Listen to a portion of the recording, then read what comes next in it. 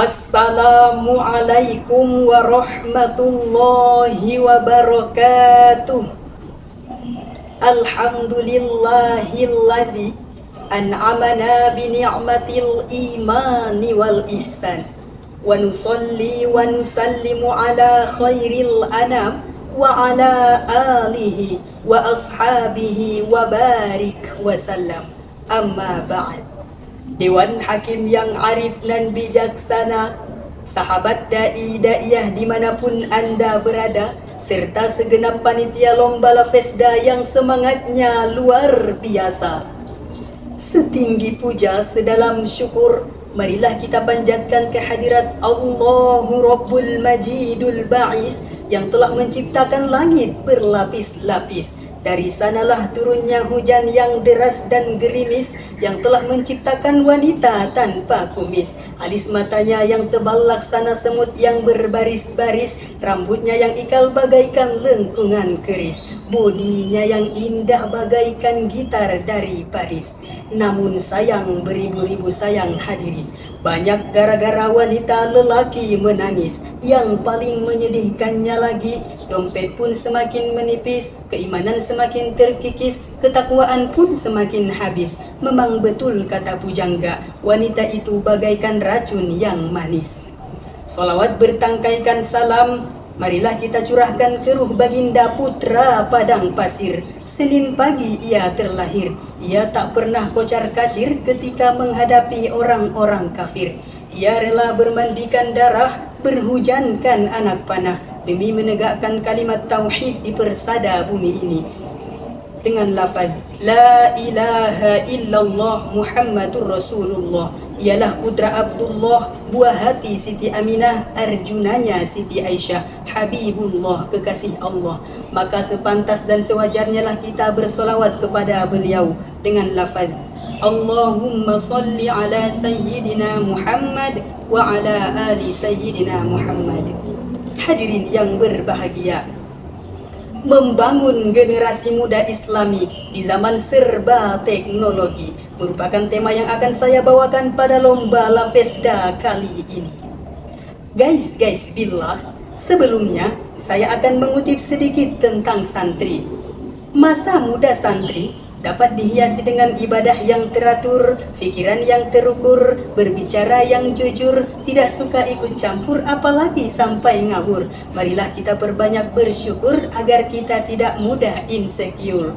Betul, kita sebagai generasi muda Islami yang menjadi harapan bangsa, harapan agama, harapan orang tua dan juga harapan mertua, marilah kita gunakan masa muda kita ini dengan sebaik-baiknya. Kita gunakan untuk menebarkan hal-hal positif, bukan malah menebarkan hal-hal negatif yang dilarang oleh Allah Subhanahu wa ta'ala.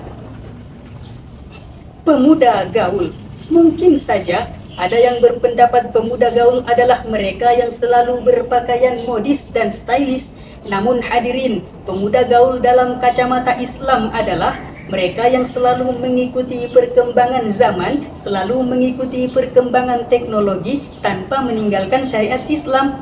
Jika dirumuskan, pemuda gaul adalah modern ditambah syar'i.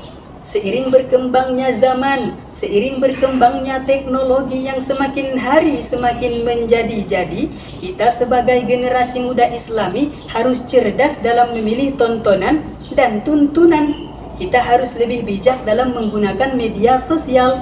Contohnya, kita bisa mengupload konten-konten yang bernuansa Islami, yang bermanfaat bagi kita, bermanfaat bagi keluarga kita, dan insya Allah bermanfaat bagi orang-orang di sekeliling kita. Karena di dalam sebuah hadis dijelaskan, khairun nas anfa'uhum linnas. Sebaik-baik manusia adalah mereka yang bermanfaat bagi orang lain.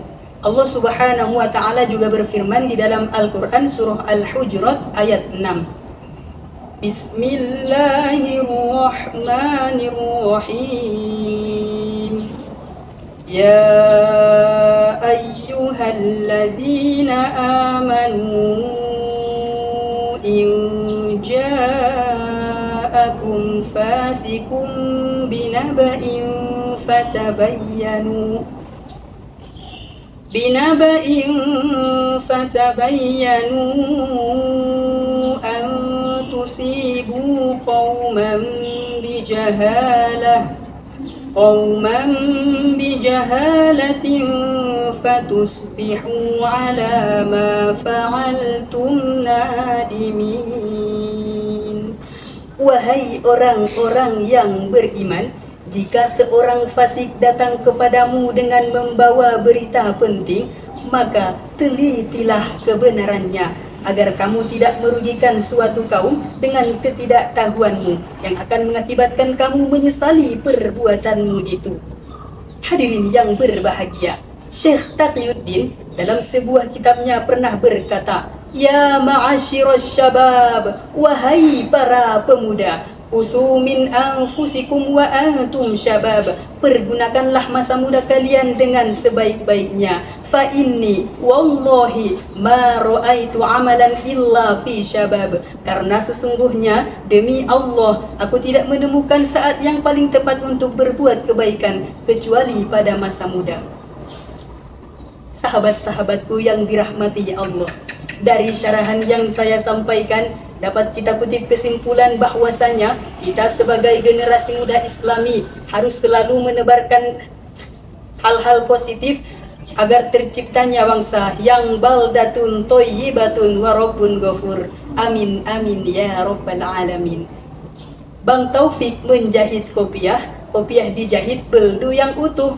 Wabillahi taufik wal hidayah. Wassalamu alaikum warahmatullahi wabarakatuh.